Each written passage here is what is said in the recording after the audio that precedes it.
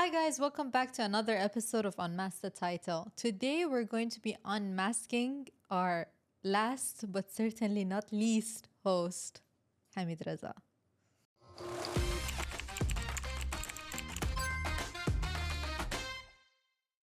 So are you ready? Maybe. Okay, I'm going to start it off. So this is your favorite thing. It's taken as an inspiration from your own favorite podcasters, aka Anas Bukhash and Max Tuning, but with your twist, which now I'm going to copy. So if someone was to introduce you, what title would they use? I actually knew this question is going to come because she asked me, hey, what was that question you always ask? So I can ask you, but I did not prepare for it. So ask it again. So if someone was to introduce you to a stranger, basically, Okay. what title would they use? I would like to say entrepreneur at this point in my life, maybe, or business owner, because Okay, just that's stop it. there. Yeah. Business owner. Business owner. Yeah. Now, if you Wait, business owner and doctor. okay. Yeah. Now, if you were to introduce yourself, what title would you use? I would also say business owner and doctor. So at heart, you feel like this is your title. Yeah. Even though I'm not practicing dentistry or being a doctor at the moment, but I'm a business owner and a doctor. Okay, fair enough. Are you closer to business owner than doctor or doctor than business owner? At this point in time, more close to business owner. Yeah. Okay. Okay. Fair enough. Yeah. Okay. So we all know that some people feel ashamed to speak about their weaknesses. Mm-hmm. So are you one of them? No. And if not, what is your weakness? What is my weakness? I mean, there are a couple. Tell me about them.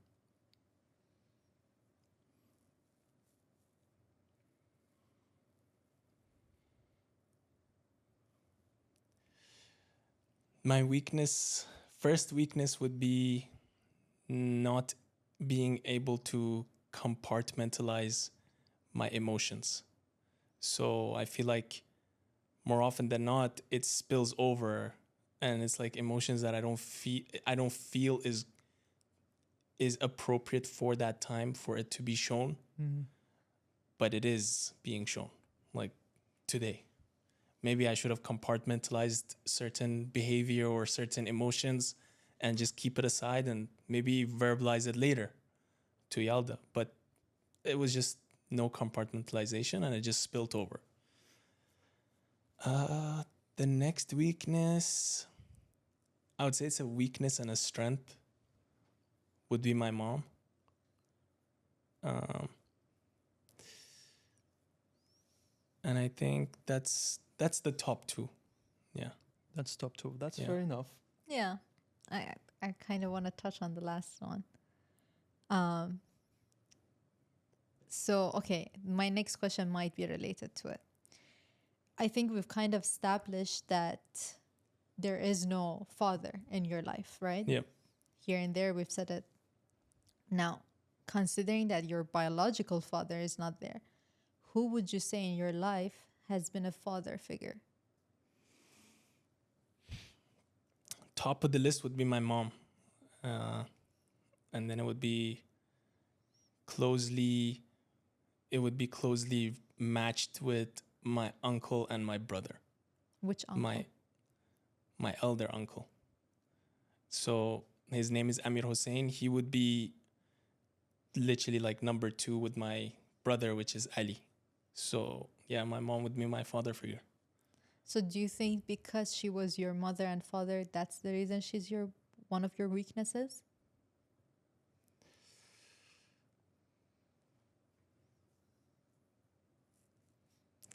Probably because, not just that. Yo, I don't know. I feel so vulnerable.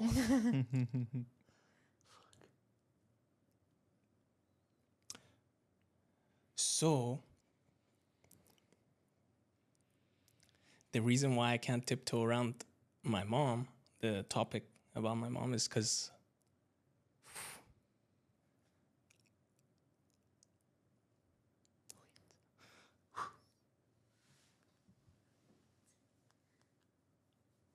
next question. It's just, we'll move on. We'll move on. I mean, I can gather thoughts and speak about it, but give me like No 2 problem. minutes. We'll move on to another question, and then whenever you feel like it, come back to this. We'll. I think we're gonna have her over one day, and then maybe you can hash this out with her. Maybe, yeah. All right. So, what was your worst decision you made while being angry? Nice one. Worst decision I've made while being angry. I've been on the receiving end of some of it, I think. I can tell from today. No, she was being very picky, huh? Today, she's I next level understand. picky. Yeah, I understand. Yeah. I would say, again, like lashing out or letting certain emotions spill over when they didn't have to at that moment, like in a general term. Mm. But on top of my head, I don't have like a specific event where, you know, I was like angry and I did something or I said something.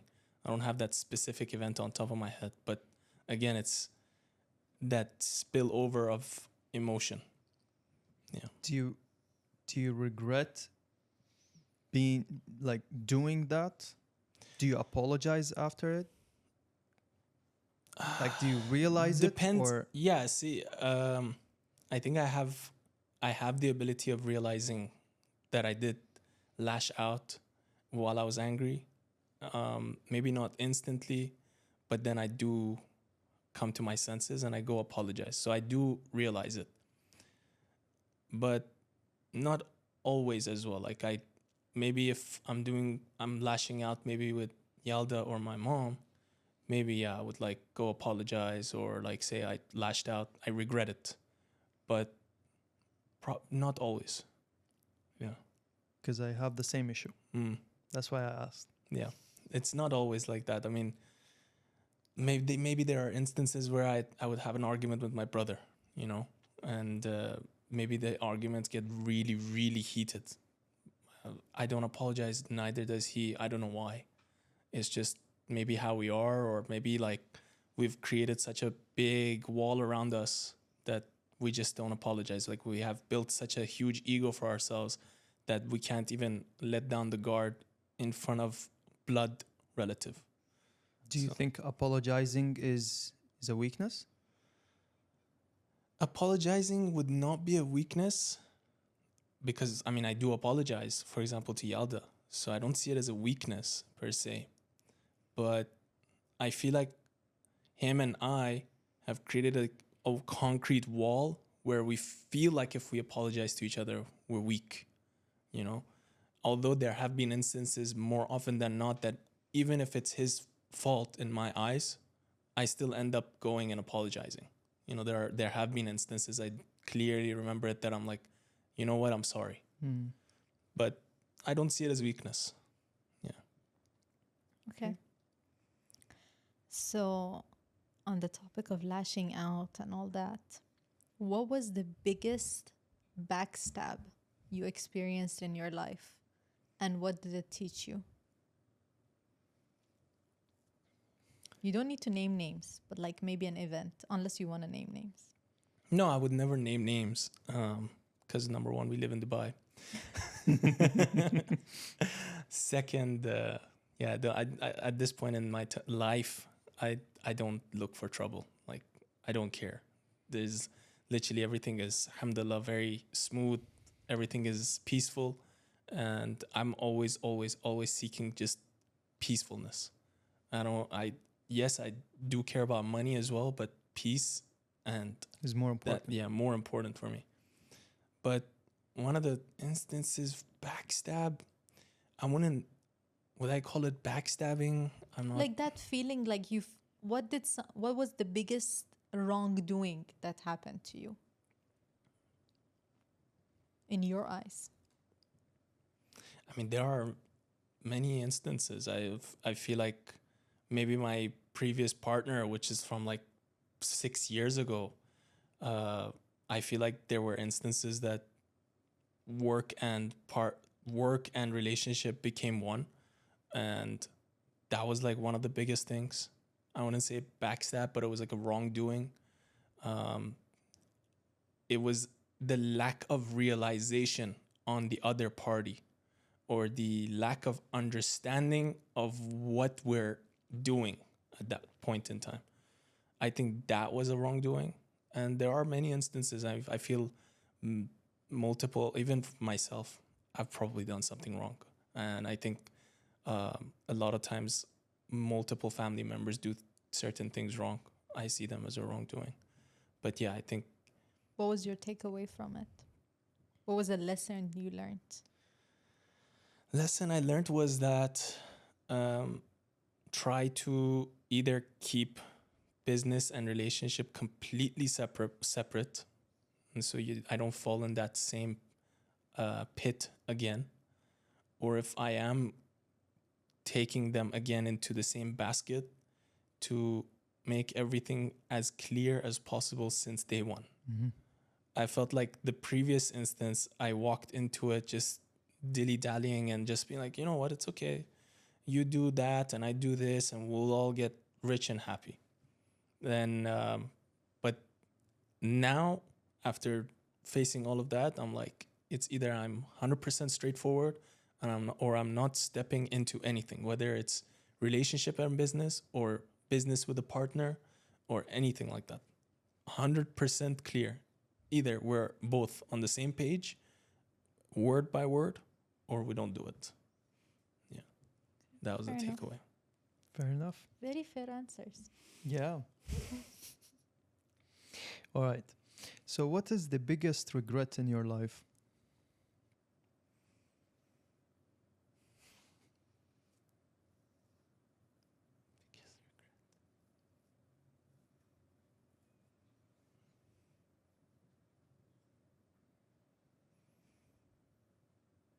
The reason why I'm taking pauses is to like find the moment. Yeah. Yeah. And then we can just cut these Yep. out. Biggest regret?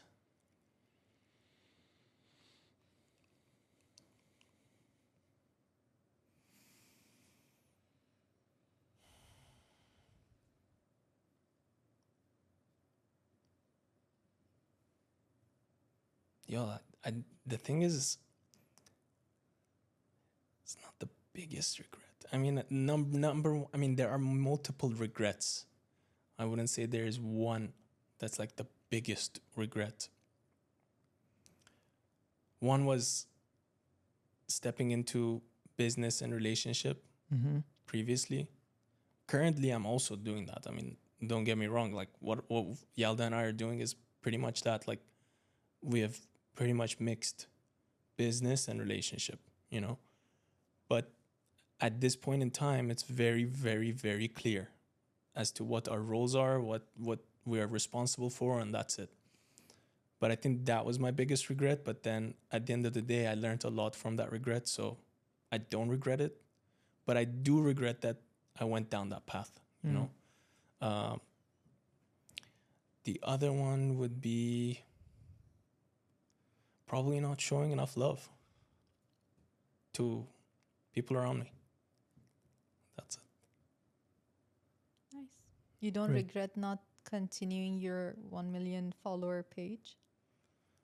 No, not really. I mean, for me, it's all about being passionate about something, and also having that sort of attachment to it. If I've fallen out of love with that work, there's no way I can come back to it until my brain is ready. You know, so it's not really a regret. I think, like I mentioned in one of my own videos, is that I think that page became bigger than me, became bigger than who I am. You know, and the numbers and the fame that was starting to come with it, I think maybe freaked me out. So then I stepped back, you know. Some people maybe can embrace that. They can continue with it and flow with the wave that it's coming at them. But for me, maybe I just scared me. You know, I was like, I don't have a team. I don't have people behind me. It's just me and Yalda.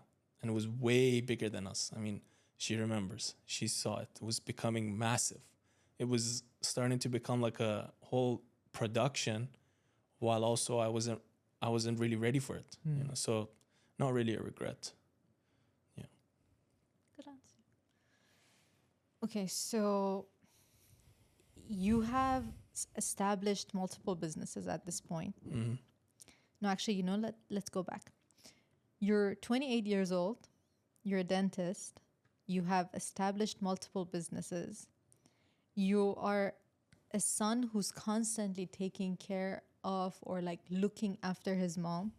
And you're a very caring, loving life partner. How do you do all of it at such a young age? Tough. I think it just boils down to having no choice. When you're put in a position where you have no choice but to do everything in your power. I mean, big disclaimer, I think I helped my mom in the emotional aspect, not the financial. No. You That's know? why I say you look after her. I look after her and Yeah. I look after her well-being, Yeah. but in a medical, physical, and emotional aspect. Yeah. No point in time was I actually helping her financially. Maybe that's one of my regrets as well, because I feel like I'm also looked down on because I wasn't able to, you know, support her financially. But yeah, I think I have no choice. You know, when you have no choice, when you've been put in a situation where you literally have no choice, you are searching for that last breath. And in order to do that, you need to keep grabbing things to do, right? I mean, like one of the things that my mom says is like, you keep growing and you keep pushing yourself only when the water is reached here and you go up for a last breath. And that's the point of reflection or changing point between someone who's living a regular life and someone who is doing everything and anything to reach somewhere. I think I have no choice. Sometimes, I mean, it's not easy. Like, Of course. physically, mentally, emotionally, medically, like it's not easy. I mean, he's now getting into the same sort of, you know, life pattern. You know, now he's also a dentist, has his own clinic. Now he's also a business owner on another thing. And then I think it also hit him like 4 months ago. Like, holy shit, this is too much. Yeah. It's a lot. Sometimes, as you said, I feel like it's the things that I have right now is a bit bigger than me. So, but then I try to You try to overcome them and wrap your head around it, you Yeah. know? Like me and Do I Taste, I mean, that was my first ever business. I mean, you can take that page as a whole business. It was a Of course. influencer business. That was the first business, but I felt like it became so big that it became bigger than me and I couldn't handle it, you know? Then I come in and I do the whole social media management agency. And I'm like, okay, that I can handle for sure. And then I come and do another business, which is a podcast studio. And all of this is to be able to chase money, acquire money, and pay back people that I need to pay back. Nowhere in time have I been like, you know what, I love this. Maybe a few instances here and there in social media management agency and stuff, but I feel like more often it was for being able to gather as much money as possible. So again, I have no choice. What about the caring part? You have a choice there. Yeah, Some people, like, maybe if they're in your situation where you feel like you have no choice but to make money, they just don't care about like getting into a relationship, caring for someone. But you are doing that. for me, like, I mean, I think becoming a doctor changed me a lot, and maybe in a more maturing way, or just change. It made me realize that you have to have balance no matter what. Whatever it is, you have to have balance. That's right. So you have to have your social life as much as possible. You have to be able to care for the people that are around you, because those are the only people you have. Friends come and go, but family stays. And then, of course, I have to show that care towards my partner, because, like, I chose her. Like, she didn't walk up in my life, okay, take care of me. Yeah. Like, I chose her and she chose me. So by choice, I have to take care of her and I have to show care. Family is family. You cannot, like, what in Farsi we say something like, you cannot take the blood and skin off of you. So family is family. I can't take them off of me. Fair enough. I agree. Okay, fair enough. Fair enough. Okay. When have you felt the most challenged? I told you I'm gonna be tough.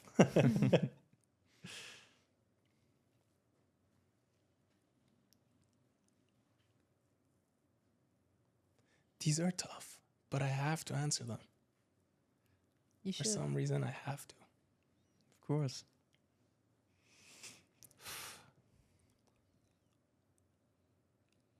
Usually, I would be able to answer them, Right? right? Yeah. You're an open person. It's easy.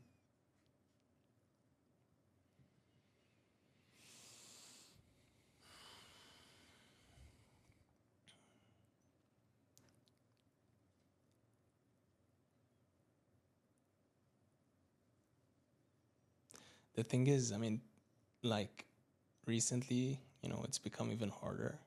So I'm not able to. But you have to.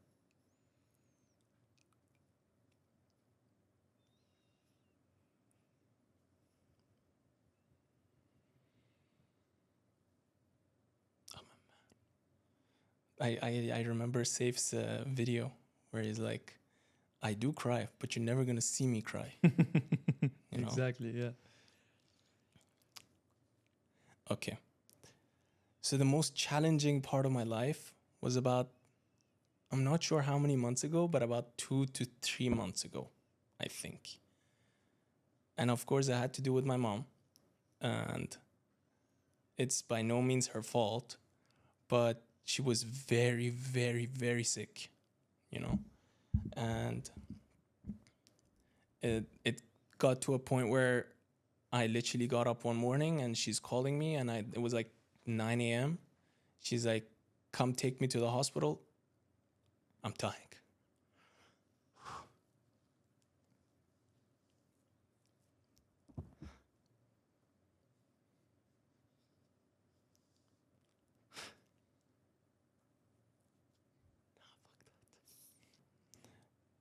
And she had what I think they call pericarditis. I'm not 100% sure of the diagnosis because I wasn't there present in that session with my mom when she was having the consultation with her doctor.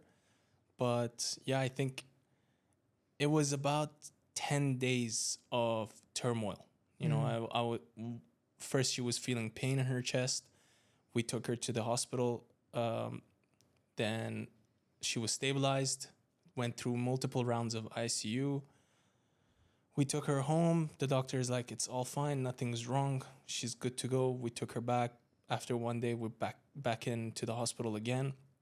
Same issue. And in the midst of all this, no one was there to help me as Hamid. It was just her. And she has her own issues, I can't push all my issues onto her shoulders. So I had to stand as the pillar and then sometimes lean on her. So I think I was very, very, very challenged mentally in those 10 days. I didn't have my uncle. I mean, I had my aunt who was also here for about 10 days, but she was here on holiday. So, of course, I'm not going to expect my aunt to step out of her whole holiday to come take care of her daughter, her sister. So I felt like I was like fully alone, fully helpless. And yeah, that was like the most challenging time. I mean, I ended up calling my uncles and I'm like, listen, I really need help. Like, I can't do it anymore. And then my brother was on holiday. I mean, it's not like he knew what's going on. Mm-hmm. And he was gone. He wasn't there to help. And then I'm like, look, you guys got to call him. Right now, if I call him, like, I don't know, maybe I'm just angry, so I'll lash out on him. Call him, tell him to come back because he needs to help. He has to help me. And I mean, yeah, they ended up calling him. He came back. My mom was like stabilized by that time. But I think that was the most challenging part because there were instances because I was like, yep, that's it. Losing my mom. Alhamdulillah, she's fine now and better now. Great. And it was myocarditis because I was with her when they gave the diagnosis. Myocarditis. They said the sac around her heart. Yeah, is one of them inflamed. said pericarditis, then another cardiologist came and said myocarditis back when we ended up in the CCU, the last one. So, yeah, Yeah. challenging time. Yeah. Okay, I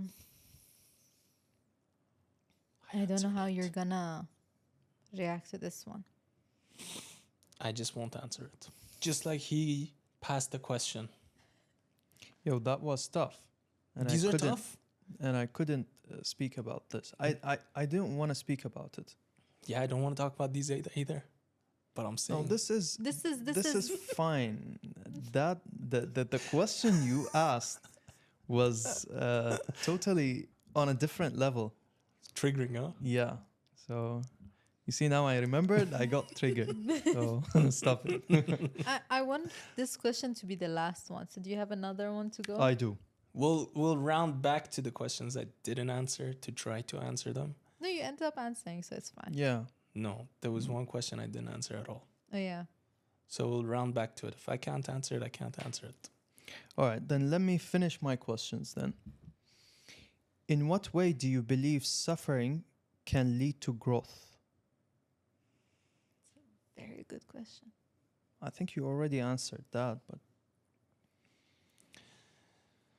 Yeah, like the example I gave is that, you know, or there's that one quote, I forgot the guy's name. He's a motivational speaker or coach where he talks about, I have asthma, okay? And he uses that analogy that the person who has asthma cares about nothing when he has his asthma attack other than wanting to breathe. I don't know the exact quote, but this is pretty much what he said. Or the same thing as, for example, when you're drowning, that is the suffering. And when you want to come and take your last breath, that is that pivotal point where it changes you and challenges you and makes you someone stronger. So I think that's my answer. fair enough for me. Again. That's it? That's it. So what was the question you didn't answer? I don't remember. But it was one of the first ones. Yeah, it was I think it was the second one. it was yours. No, it wasn't mine. Or no, it was mine. Yeah. Do you think the fact that your mother is your mother and father is the reason she's one of your weaknesses? I think so. I think the amount of stuff she's gone through and the fact that she's had to fill in the shoe of a father when she didn't have to, and the fact that she had to I mean, the other day she literally told me, she's like, look, I signed up for this life because it was going to be a 50-50. It was 50% me, 50% my partner. But now I'm going to have to fill in 80-90%. I didn't sign up for this. No one should sign up for this. I didn't sign up for this shit. So, and when I see that she's treated a certain way by either myself or someone else, I'm like, she doesn't deserve this. I mean, Yeah. someone else has to be there to take that load off of her, you know? And yeah, I mean, I think she is my weakness because of that. Yeah. Okay. Now the last question. Hmm. If you had the power to change the course of your life, would you try to unite your family? AKA, would you try to change your dad in some sort of way to make him stay? Would you change how your relationship with your brother is? No, not really. I mean, we are here because we're here. I mean, life takes its course. I heavily believe in the butterfly effect. And the butterfly effect is that our life is put into pieces, right? They're predetermined, but you still have the willpower to change few things here and there. Now, if I change a block from my life, something down the line is gonna bite back. True. So for me, I just want it to be the same way it is. If I'm supposed to rekindle for some reason, somehow, I don't know how I would right now, for example, with my dad. But if it happens, something comes up, I don't know. Okay, sure, maybe I'll try. But in my mind, deep down, number one, there's absolutely no way that would happen because he left not based on, oh, my mom cheated on him or like, oh, something was wrong in the family. No, he just left and took all the money. That's it. Now, I don't give a shit about the internal problems between him and my mom, but no father is warranted to leave their family no matter what, especially after you have kids. You've signed up for it. That signature, that the fact that you have a human being in front of you, it is that's it. This is the agreement you have till the day you die.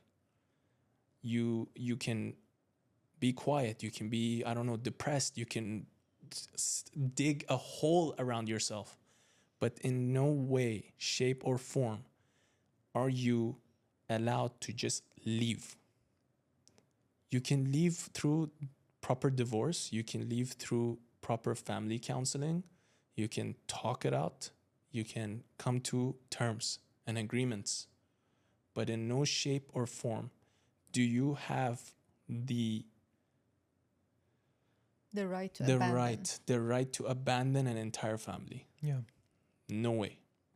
So because of that, there's absolutely no way I would want to rekindle or reshape or reconnect.